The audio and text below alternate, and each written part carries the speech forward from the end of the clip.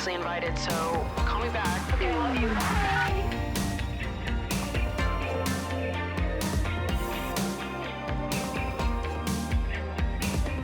What's up, you guys, and welcome back to Emotionally Online, the show for spilling guts and sharing secrets, hosted by yours truly, the one and only Maddie Drosbeck, and co-hosted by the love of my life, Miss Gooey Girl. Yeah. Woo! Happy Pride Month. Mango says, hi, gay. It's June 2nd when this episode's going live. June 1st as I'm filming it, which is later than I would like to be filming an episode. Usually I don't like to shoot the day before I'm supposed to post, but I've had the week from hell as far as technology goes. It actually is sucked so bad. I've got a CBD beverage here to calm my mind and body because I need to chill the fuck out, sincerely. So these tech issues actually involve you guys, so I'll give you the whole rundown here, this whole story, because I do need your opinion. Okay, so basically, I recorded a podcast episode with Robbie and Sebastian from Lot About Nothing on Tuesday. It was a great episode, 3 fucking hours long. These two are hilarious. Loved the episode. After we filmed it, I was like, this is a smash hit, babes. This is good stuff. And was super excited because I love Sebastian and Robbie. I think they're so funny, and was like just pumped to have them on the show. We talked about so many good things. And then the next morning, on Wednesday, yesterday morning, I went to go edit the show, and I learned that 2 of the 3 microphones were not recording audio. So sick. Great. Love that. I have the camera audio. I have backup audio. But yeah, it's not podcast audio. Doesn't sound great. So I was sitting there staring at my computer being like, no fucking way did I record a 3-hour podcast with guests and it's just gone. It's just not here. And I was staring at my screen being like, oh, wow, I'm going to have a bad day today. Like, the panic attack hadn't even come on yet. And I was just sitting here being like, this has to be a joke. You have to be kidding and joking me, right? Because I've been doing this podcast for a year. I've been making content for 13 years. And I've dealt with tech issues before, but not to the point of like losing an entire 3-hour podcast with guests. This is the part I want to emphasize. If I lost a 3-hour podcast where I was sat here by myself talking, that's one thing. And my friends were all so nice to me yesterday. Everyone was so nice to me. Like, my dad called me. A bunch of my friends called me. Art came over. Jordan bought me flowers and a cake that she gave to me at trivia. Robbie and Sebastian were both super fucking nice and understanding about it. Obviously, they do a podcast as well, so they are familiar with tech issues. Literally everyone was so nice to me, but it's one of those things where everyone can be so nice to me and I'm still going to sit here and beat myself the fuck up for it. So I felt like so grateful to have so many people that cared so deeply about me having a bad day, even though I understand it's like I'm being a little dramatic about it, but it's because I am like, I care so deeply about what I do and about like people that I respect and admire. You always hope that you can put your best foot forward. And then when you accidentally or unintentionally don't, something happens and you can't, it just sucks. And it feels so like embarrassing to me. Yeah. My dad called me in the middle of the day randomly. He had no idea what was going on, just to see how I was doing. And I was like, well, Dad, to be totally fucking real with you, I'm having the worst day ever. And I cried. And then later on in the night, he called me after he got off from work and was like, are you good? What's going on? And I was like, listen, I want to be perfect all the time. I don't want to ever make any little tiny mistakes. Other people can make mistakes. I am not allowed to make mistakes. You don't understand this. And he was like, you're just a bit of a perfectionist and a critic in a way that I think is unfair to yourself. You're always like, there are no room for mistakes, you to yourself, so long as other people can see them. You know, like if I make a mistake, it has to be something that only I know about. Nobody else can ever know that I make mistakes. No one is allowed to know that. Oh my God, how humiliating that people know I'm not perfect now. What the fuck? And yeah, I did feel very comforted by my dad calling me out and being like, listen, you're doing too much. And a lot of times I would hate if somebody called me out and was like, you're doing too much. But I think in this specific scenario where I'm feeling like this is so awful and humiliating that I made a mistake, it feels good to have people be like, you can relax. Like, it's actually not a big deal. Nobody is judging you the way that you're judging yourself.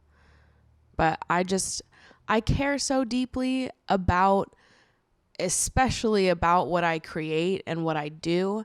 I think I hold a lot of pride in this area of my life, and like a lot of my self-worth is tied to this stuff. So I think I hate making a mistake. That's so dumb. I should never make mistakes. Me as a person should never have a bad day, you know? It's just like, I can't do it.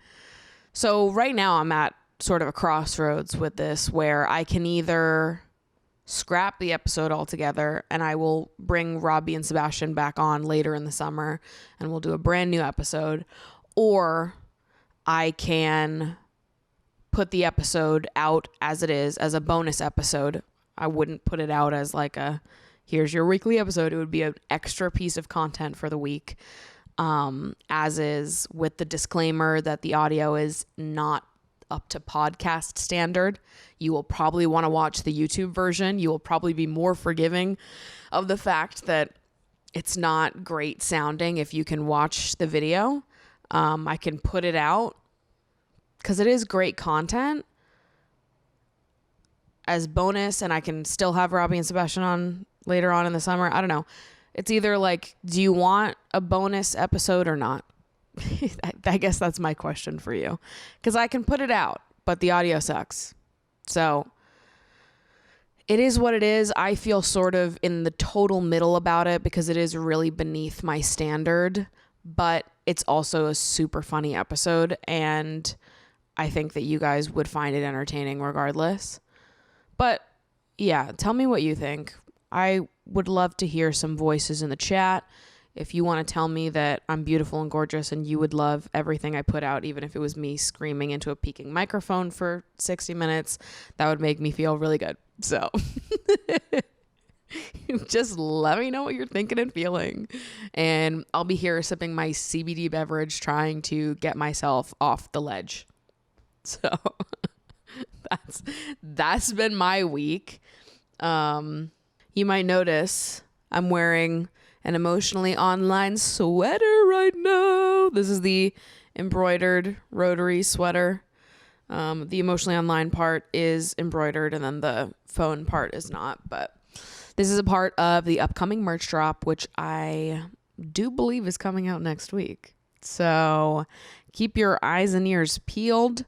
The sweat set, band tee, and this sweater all coming out at the same time next week. So you'll see. I'm very excited that you guys can finally purchase these pieces, and it can be more than just, you know, my closet that is housing these items. Other random life updates besides me losing my mind for the last 24 hours.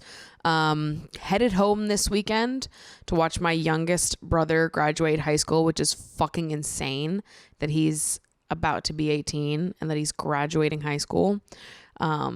He's 8 years younger than me. So when I made my YouTube channel, I was 13 and he was like, what, 5? Which is insane. If you've been watching me for a while, you're probably like, that's a baby. How is he 18? And to that I say, right? What the fuck is going on? So I'm going home to watch my brother graduate. And I'm pretty sure it'll be my last time seeing my childhood home. My parents sold the house that I grew up in, which I think for a lot of people is like a very emotional thing, where they're like, my parents sold the house, like it's over, it's done. And I feel nothing. I'm like, yeah, get rid of that old fucking house. I hate this town. So I think this is my last time going home to Massachusetts, and my parents are Mainers now. So goodbye, Massachusetts. Hello, Maine. I think maybe I also don't feel any type of way about it because I grew up spending summers in Maine. So Maine is also like a semi-home to me. My parents always had a house in Maine. And I think I always knew that like when all of us graduated, they were going to leave and go live in Maine full time, because why the fuck wouldn't you? Like if you could live on the water in like this quiet little beach town year round, why the fuck would you not? Seems like a sweet deal. So anyways, this is going to be my last time seeing my childhood home, which really barely even feels like my childhood home, because I got kicked out of my bedroom the second I left high school because I had the best bedroom. So obviously when I left, all my siblings were like, I want it, I want it, I want it. So I feel like my vision of what my childhood was, my childhood space, hasn't existed for 8 years. So good riddance to you. I never have to run into my peers, the people that I graduated with, when I'm out getting coffee or, I don't know, getting my nails done. I can just live peacefully in a beach town and stare out silently at the water and pretend I'm in Big Little Lies or something. So that's what I'm going to do this weekend after I say goodbye to my childhood home. Bye, loser. L. Dumb. Stupid. And then I'm back here for a week, and then I go on my grand European extravaganza. Oh, and Love Island comes back on Monday. Are you kidding and joking? We're going to have so much fun. Love Island comes back on Monday. So next Friday, you'll get an episode, and then the week after, episodes switch to being on Wednesday during the Love Island season. Last half of the episode is going to be recapping Love Island of the week. So if you're in the US and you want to watch Love Island UK live this summer so you can keep up in time, because Hulu adds the episodes on a 2-week delay, so you will always be 2 weeks behind what I'm talking about on the show unless you get a VPN and watch on the website, on the ITV website, which is what I do. So now's your chance. It starts on Monday, 4 p.m. Eastern time. So Godspeed to us all. May we all have a wet, hot summer, babes. And then literally a few days after that, I go to Italy. I'm having my great European summer. Italy, then Greece. Next 2.5 weeks after that, I'll be recording the podcast while I'm on the go. So there's going to be a lot of guests happening. I've got Ashley and Mika will definitely be back, and I'll probably do one with my sister as well because she's coming to Greece with me. So crazy times, crazy stuff happening.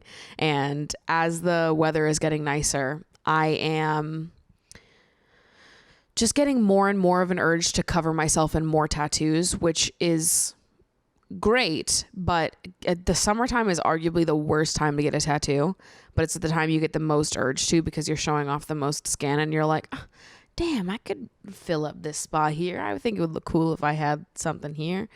You get so much more inspiration seeing other tattooed people out and about.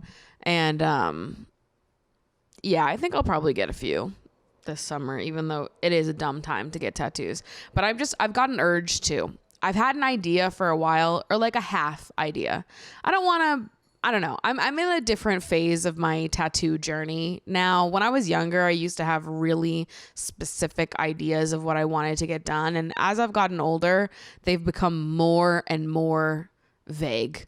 And I just want the artist. I want to pick an artist that I love and have them kind of take my half-baked idea and turn it into a full idea.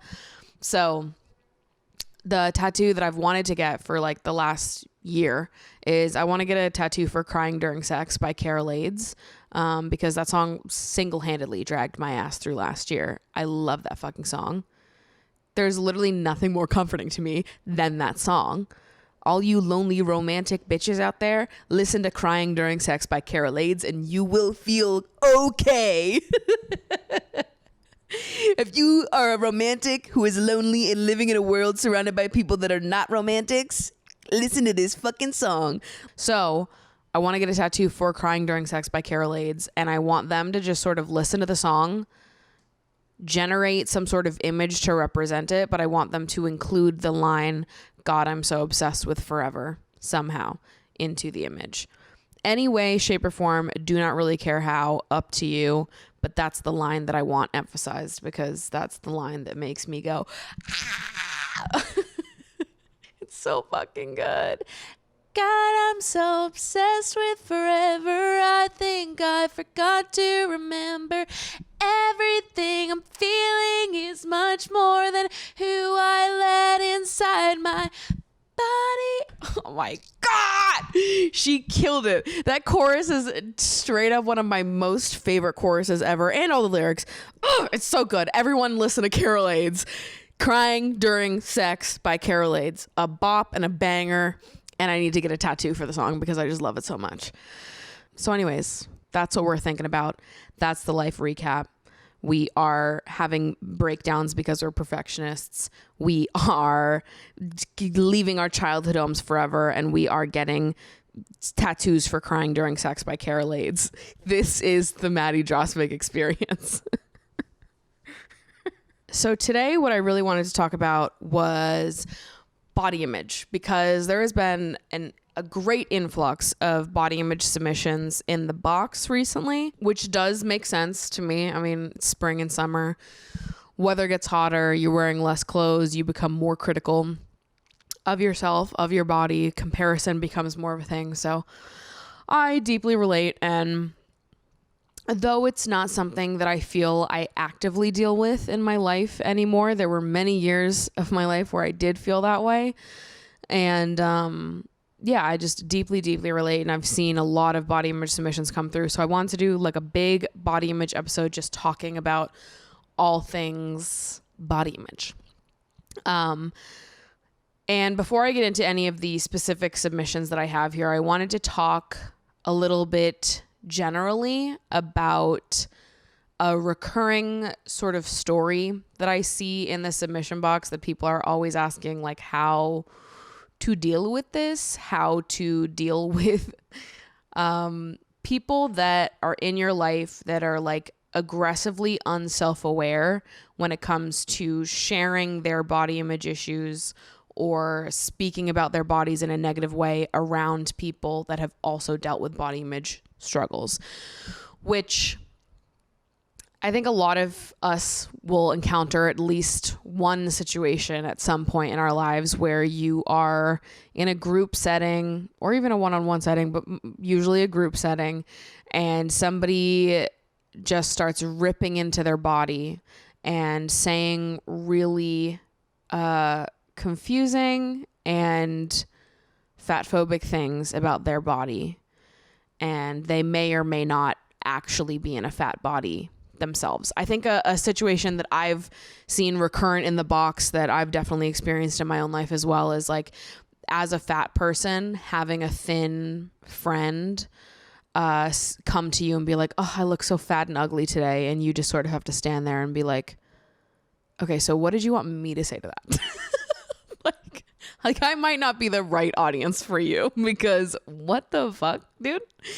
And I think there's been a few situations like that in my life. I actually have like vivid memories of a situation where I was in college where it was that exact thing that happened. I was with a group of people that I didn't really know that well, and one of them was going on and on and on about how they look so fat in this outfit, and they want to make sure when I take photos of them that I make them look as skinny as possible. And I was standing behind the camera, 8 to 10 sizes bigger than this person, being like, so do we not care? Or do we lack self-awareness to the point where, like, I don't know, this just seems insane to me to be like, yeah, I'm going to look at this fat bitch and tell her to make sure I don't look fat in this photo. It's just like fucking insane. And I think it's a topic that sort of connects to a lot of the dialogue that you see online in regards to like, people feeling justified in their fat phobia because they have body dysmorphia, which I've always thought is like one of the most insane internet back and forths, where someone can be like, I'm insecure about my body, so therefore I can say whatever the fuck I want, even if it's harmful to other people. Hello? I've never understood that. I don't know if people just don't want to change or they find it too difficult to change the language that they use. So they feel super insistent on like, I don't know, continuing to be fat phobic because they feel justified in that. They don't want to change. So I don't know. I don't even like engaging with that side of the internet because I find them to be a little disconnected from the rest of the world. It's like, it's something that I feel like I've never experienced someone in person that truly believed those things. That's the other thing is like all of my friends are not like shitty fat phobic people. So a lot of the experiences that I've had where someone has said something a little distasteful to me in that regard, there are never people that I'm super close with. It's always like acquaintances or friends of friends, or it was some weird situation where it was someone new that, hit me with a, do I look fat in this dress? And I just sort of stood there like, okay, I don't know how you want me to respond to that. And I think I've gotten a lot of questions about this because people, number one, they really don't know how to respond. Whether you're a fat person hearing a comment like that or a thin person that's not fat phobic being like, I know that people shouldn't talk like that, but I don't know how to like vocalize why they shouldn't talk like that. Because I think in moments like that, if like a size 6 is sitting there being like, I look so fat today, I'm just such a big fatty.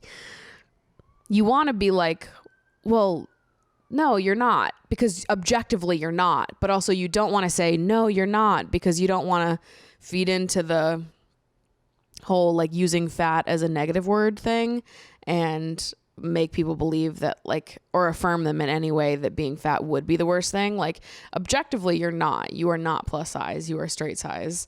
You are many sizes smaller than the average person in America. But also, if you were fat, it wouldn't be a bad thing, and we should reconsider using that word as a negative.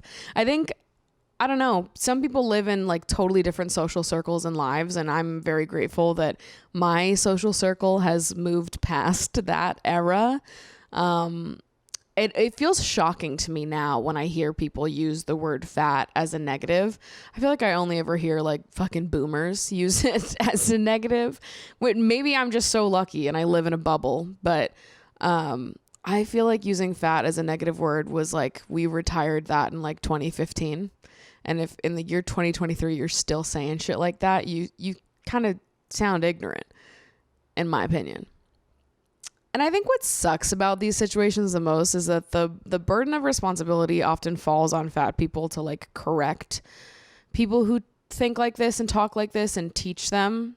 And I think that really sucks. It's frustrating because when you're on the other side of it and you're looking in at those people, it feels so obvious that the solution to them feeling more comfortable in their bodies is to work on their internalized fat phobia.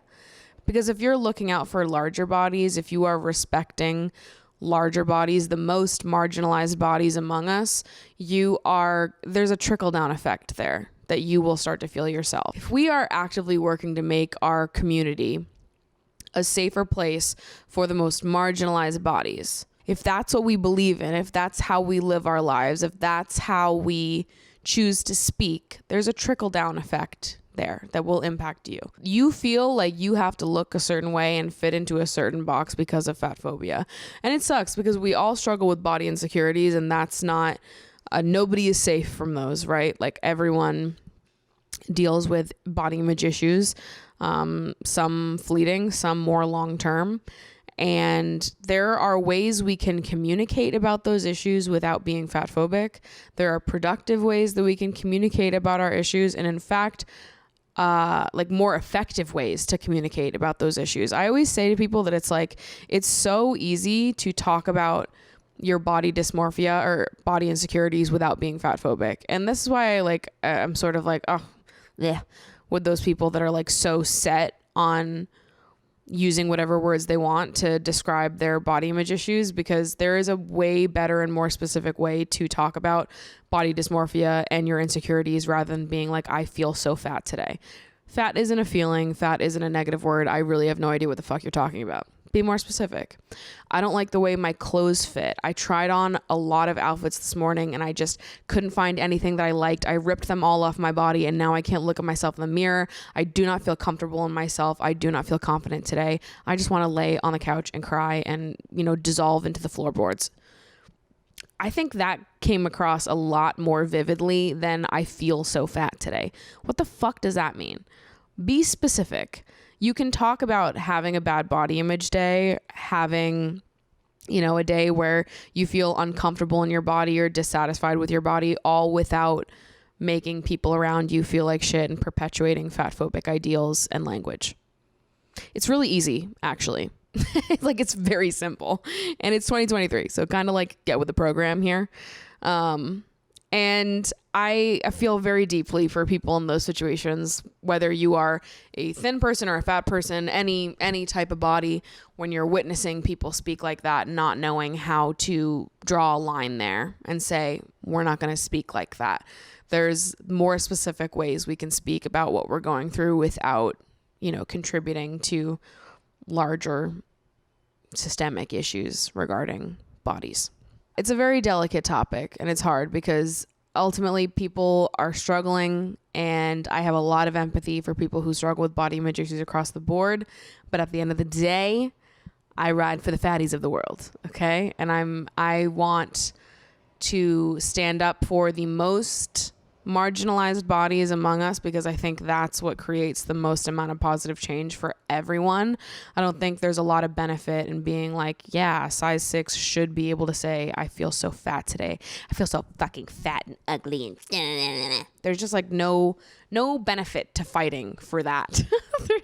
We all lose if we just continue to believe that that's an okay thing to think. All of us, everyone collectively loses.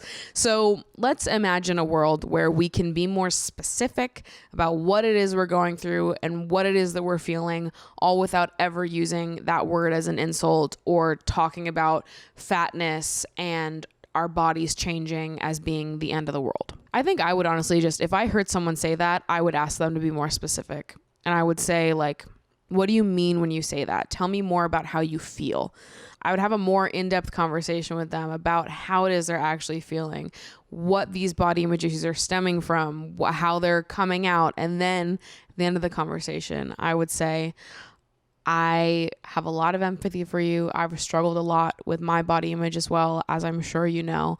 And I love throughout the duration of our conversation how you got more specific and you really trusted me and opened up to me. And I so appreciate that.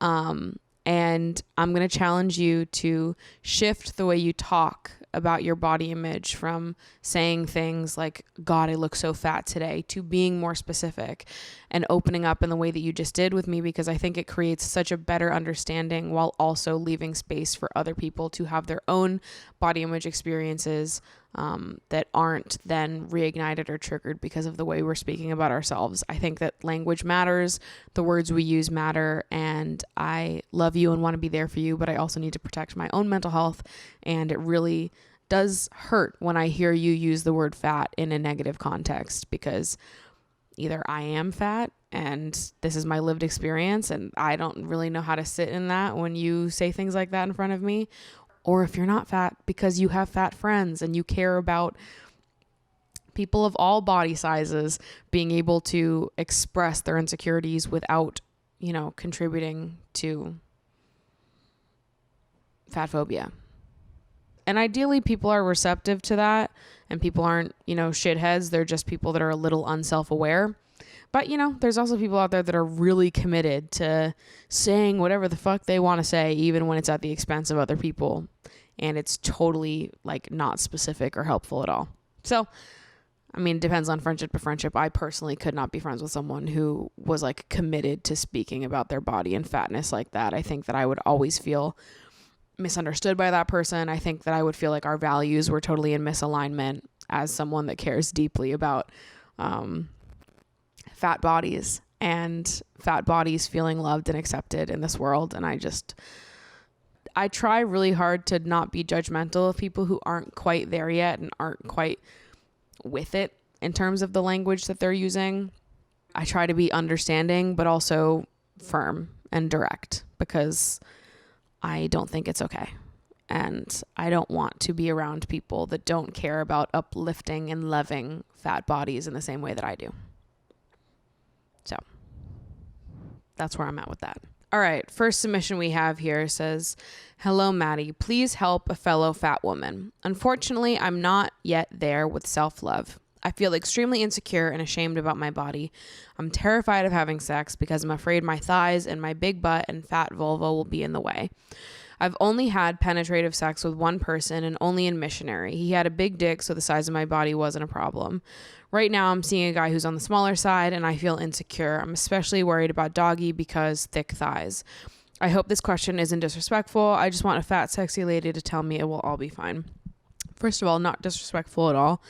I don't know if you feel that way just because you're using the word fat to describe me, which is a truthful adjective that I use myself to describe myself. So never feel bad about referring to me as fat. I don't see anything wrong with that. In fact, I love being identified correctly. So I love being a part of the plus size girly community. I'm totally cool with everyone calling me fat. Okay. Or if it's just because we're talking about sex, which we can talk about sex all day, baby. I've got no issues with this submission. So at the end here, you say, "I just want a fat, sexy leader to tell me that it will be fine." And that's exactly what I'm going to do. I think that oftentimes when we grow up in bigger bodies, we grow up with a worry that we are not as desirable as people around us are. Or that like people will only want this one specific body type. And I'm here to tell you it's just not true. I've had sex with lots of different people and body types. Body type isn't something that plays into my attraction at all. I'm attracted to plus size people. I'm attracted to super, thin and petite people. Really, it has no impact on my attraction. And I think a lot of people are like this, more than you would think, based on like what we consume in media, which I think like media specifically in relation to body image poisons our brain and makes us think that like the average everyday person is sitting out here being like, "I need someone who looks like this and this and this and this hip measurement and this bust measurement and whatever." Like I just think there's more people that don't really give a fuck than you would think that they do. Second of all, I think that the idea that fat women would only be able to have enjoyable sex with big men, or at least men with a bigger penis, is like objectively untrue. I don't think there's like any correlation there, to be honest. That's definitely not my experience. I've said before how I like a small dick. So I'm not going to lie. I have no idea what you're talking about. Bodies move and groove. Okay. We're not like a block of stone that you can't get past, So yeah, you've got big thighs and a rockin' ass, and the person that's having sex with you in any position, you specifically cited doggy here, they will find a way. Okay. Don't worry about it. Your body will move with you and it'll be super enjoyable and honestly very fucking sexy. Let's be so real and honest here. Being strangled by really thick thighs, having a beautiful, gorgeous, big woman in front of you that is just overflowing with sex appeal. We've got so goddamn much of it. There's a lot to love. Okay. There's a lot to find sexy. There's a lot of pleasure there for everyone involved. I wouldn't worry about the size of your body being a hindrance to you during sex. I just don't think that that's going to be an issue. So All right, next person here says, hello, Maddie. I love your work. It's so inspiring to watch a woman embrace her sexuality so fully and openly and then be willing to be vulnerable about herself on the internet. You make me so much less afraid to wait for a life partner without lowering my standards. Godspeed. Love that for you. The thing is, I have the self-confidence that I know I'm sexy as fuck and whoever gets me is a lucky bitch. I know that I'm gorgeous and I'm proud to say that I've made it to a headspace that I genuinely wouldn't want any other body than my own after overcoming an eating disorder and depression era a silly, goofy mood ago. I'm a stunner, end of. The catch. Because I know we live in a fat phobic and diet culture world that teaches us that my body type isn't what is defined as attractive/sexy, for some reason I really struggle with thinking that other people would want me/find me attractive.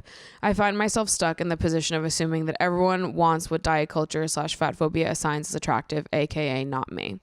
I'm a very emotional and sensitive person who overthinks a lot, hence me assuming other people's fat phobia.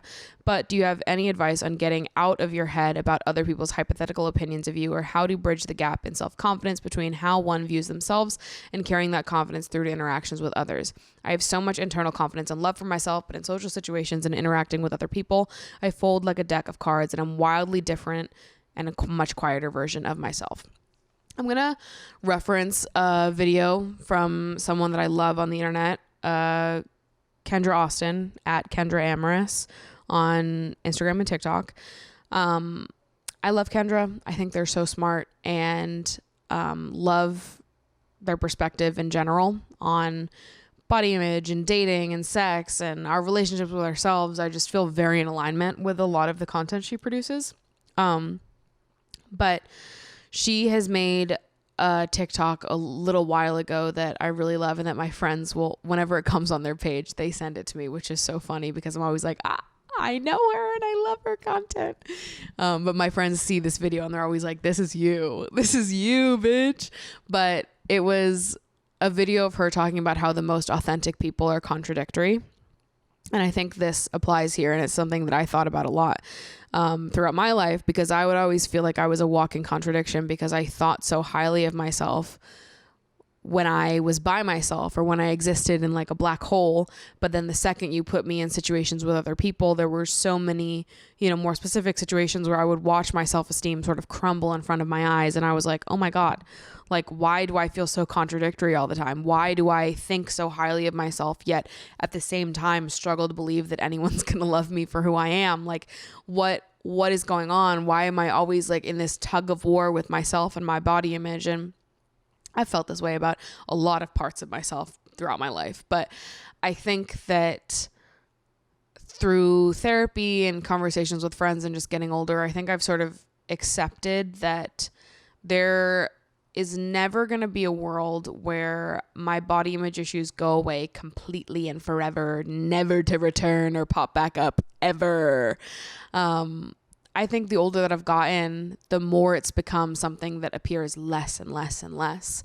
I don't really feel like I actively struggle with body image issues on a day-to-day level anymore, but every, maybe once a month, every few months, I might have a moment or a situation that triggers me and my body image issues sort of rear its ugly head. And that doesn't discount the fact that I am self-confident and I do love myself. That doesn't take away from, the work that I have done on my self-esteem and body image issues. It just means that you're human, and you have a very human reaction. And sometimes you're going to see yourself one way, but other times you're just going to be triggered. Something's going to happen. It's going to bring you to a different mental place, and that's fine. And that happens sometimes. And I think it's less about getting rid of those feelings altogether and more about learning how to accept those feelings when they pop up and be like gentle and caring towards yourself in processing those feelings. And honestly, what you're talking about is something that I've really struggled with throughout my life, because I've talked on this podcast and my videos a bunch about how like my relationship with my body and my experiences dating, and specifically dating men, were always really connected because I was bullied by men as a kid. It was always boys that bullied me. I was never bullied by women. So I think I've had a really hard time trusting men or believing that they were gonna like truly love me and see me, or they meant it when they said that they truly loved me and saw me, because my body remembers being bullied by boys my entire life, and it was always about my body, and like those are the situations where my body image issues were born from. So naturally there is still a connection there in my adulthood that sometimes makes it hard for me to believe that men will be kind to me and treat me properly and see me the way I see myself. And and like I said, I think it's sort of just gone less and less the older that I've gotten and the more secure I've become with myself, where now I feel pretty accepting of like, yeah, there are going to be people out there that are going to be nasty and horrible to me because of my body, but there's also a lot of people that are going to love me and love my body and see me the exact way I see myself. It would be so absurd if I was the only person who saw people this way and felt attraction to big bodies this way. Like, as someone who feels attraction that is totally disconnected from people's body size, it's just not something that contributes to my attraction to people whatsoever. I think it would be absurd to believe that I was the only person that felt this way, and that there's just no possible person out there that could feel the same way that I do. Connects back to like the love I deserve exists because I exist. The love I'm looking for exists because I exist. Like, use yourself as proof that what you're looking for and what you're hoping for is real, because if you're real, it's got to be real, right? We'd be insane to believe that we're one of one. Completely. We're not unique. And that's a beautiful thing in this scenario. And I think something that's helped me a lot recently in making these assumptions about other people, letting my insecurities make assumptions about other people, is turning it around on myself. And if I have a crush on someone and I'm just sitting here hoping they like me, maybe there's a voice in my head that's like, oh, they would never like you because you look like this, and they'd prefer someone that looks like this, and da-da-da-da. There's just this voice that tells you that what you are isn't enough, and if only you looked like this, then they would like you. When that voice comes up, more recently, I've had to be like, okay, how mean is it for me to be looking at this person and assuming such negative things about them? Why am I looking at this person I have a crush on and assuming that they're gonna be an asshole to me, or that they're gonna be unkind and make me feel like shit about myself? Why would I not give them the benefit of the doubt? How nasty is it of me to project that onto other people and to paint this person as an asshole inside my brain when they've never done anything? And maybe, just maybe, I'm right about them and they're a sweetheart. And I think when I turn it in that way and I start to be like, don't be rude. Like, don't be rude and assume that this person is mean and an asshole. That's so mean of me to assume that this person is an asshole and that they were going to be, you know, real snippy with me and unkind because of my body. Like, it makes it so much easier when I sort of tear the thought process apart of like, well, why are we doing this? Why are we making this assumption? Like, attraction works the same across the board, right? No matter who you are, what body type you live in. Some people are going to be attracted to you and some people are not. Whether or not someone is an asshole to you about their lack of attraction to you says nothing about you and everything about them. If you're not attracted to someone, like if you or I aren't attracted to someone, we're not assholes about it, right? Because we can be normal human people and be like, I'm not feeling it, without it being like, I'm not feeling it because you're a fat, ugly bitch. Like, you're insane. You know what I mean? There are ways that we can express our lack of attraction to people without being assholes. And I think that it kind of sucks for us to assume that other people are going to be assholes or are going to be unkind. And I think for me, I just feel better assuming that people are good and not projecting negative things onto people or assuming that someone's an asshole, because I'm like, damn, I like them. That's my crush. What the fuck are you doing? Assuming that they're an asshole. Don't call them an asshole. They're not an asshole. That's my crush you're talking about. And it's like I start fighting with the voice in my head that's like, yeah, he's gonna say this and that, he's an asshole. And I'm like, how dare you talk about my crush like that? You shut up right now. He's a sweetie. He's a sweetie and a cutie, and he would never do that to me. And yeah, there's something about that has helped with me. But ultimately, I think it's just something that takes time to heal from. I think therapy has helped me a lot in unpacking the ways in which my body image connects to dating and sex and how I feel in that department. I think it's mostly something that I think the changes with me have happened like very slowly and incrementally over time, but are ultimately not, there's no like one big magical thing I can tell you, you know?